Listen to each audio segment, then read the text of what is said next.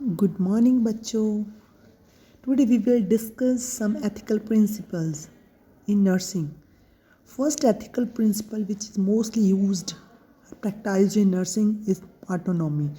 Autonomy क्या होता है? Respect for an individuals right to self determination means हमने इंडिविजुअल के जो राइट हैं अपना डिसीज़न लेने के उनको हमने रिस्पेक्ट करना है। हम जो अगर पेशेंट चाहता है कि मैंने ये प्रोसीजर इस टाइम पे नहीं लेना है तो इसका मतलब हमने ऐसा नहीं है कि हम उसको फोर्स करें कि आपको तो बैक केयर लेना ही पड़ेगा, आपको तो बेड बाथ इसी टाइम पे लेना पड़ेगा। ये उसका राइट है, इसको बोलते हैं ऑटोनॉमी। नेक्स्ट राइट है नॉन मेलिफिसेंस। नॉन मेलिफिसेंस क्या होता है? The obligation to do or cause no harm to another. इसमें हम क्या कर सकते हैं? हम किसी को नुकसान नहीं पहुंचा सकते। मीन्स आपको कोई पेशेंट पसंद नहीं है या आपको उसने बुरा बिहेव किया, आप उसको कोई गलत इंजेक्शन लगा दें या कुछ भी गलत प्रोसीजर करें, इस ये एथिकली और लीगली इलीगल है। नेक्स्ट है बेनिफिसेंस। बेनिफिसेंस क्या आता है? हमने जो काम भी करना है पेशेंट की भलाई के लिए करना है, हमने इस तरह से उसकी केयर करनी कि पेशेंट को बेनिफिट्स ज़्यादा हो या हार्म कम हो। नेक्स्ट एथिकल प्रिंसिपल है जस्टिस।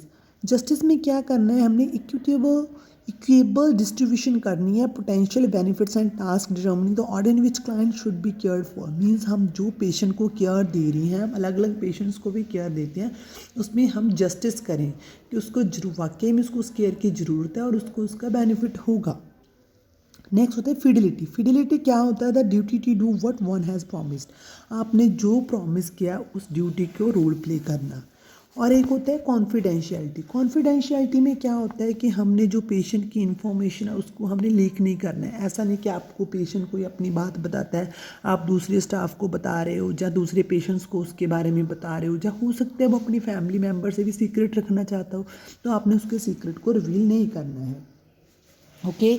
नेक्स्ट एक इम्पॉर्टेंट टर्म होती है डिफेमेशन। डिफेमेशन क्या होता है? फॉल्स कम्युनिकेशन और careless disregard for the truth that cause damage to someone's dignity in written form or in verbal form. If it is in written form, it is libel.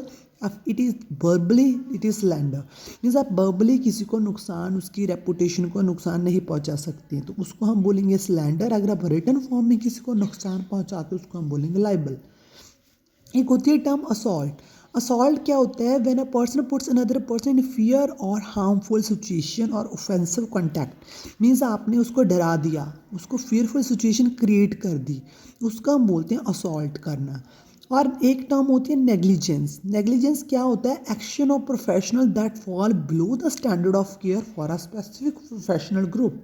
Means आप standard से down होकर care provide कर रहे हैं, उसको बोलते हैं negligence. So I hope आप सबको जी टर्मिनोलॉजी और प्रिंसिपल्स अच्छी तरह से समझ आ गए होंगे। आप इसको अच्छी तरह लर्न कर ले, एक ना एक क्वेश्चन इसमें से ज़रूर आता है। थैंक यू सो मच बच्चों।